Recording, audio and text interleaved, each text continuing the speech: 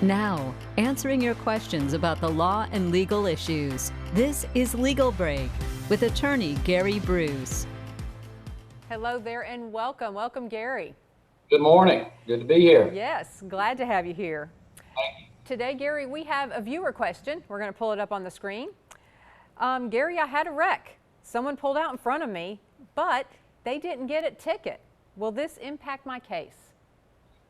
Well, that's a good question, and it comes up a lot. You know, living here on the border of Georgia and Alabama, we see that difference a lot. So in Alabama, you generally don't get a ticket if you cause a wreck unless the officer sees it happen.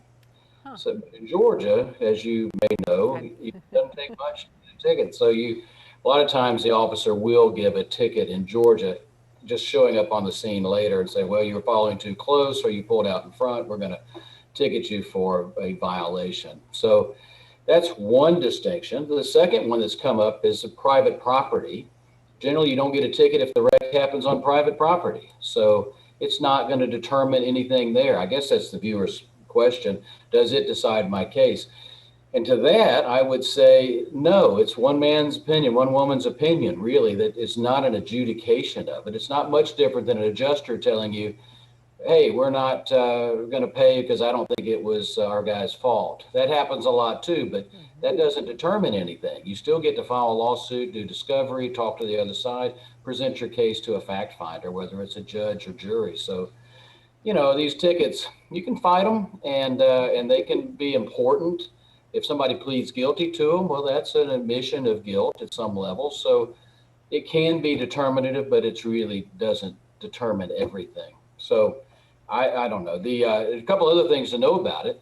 One, if you pay a ticket, you're pleading guilty. So you've admitted that it was your fault. You need to, if you're going to fight it, don't do that. Number two, it can delay or toll, you know, the statute of limitations. So if there's a pending ticket out there that's being fought or whatever, until it's adjudicated, the statute may not run in Georgia. But be careful with that. It's usually 2 years. That's something to remember. And finally, you may be partially at fault, but the other guy may have some fault. And if it's more than 50%, then in Georgia, then there may be a way to recover at least some of the loss if the other guy was more at fault. So anyway, a lot of stuff comes out of tickets. We like to see them; it helps, but it's not determinative.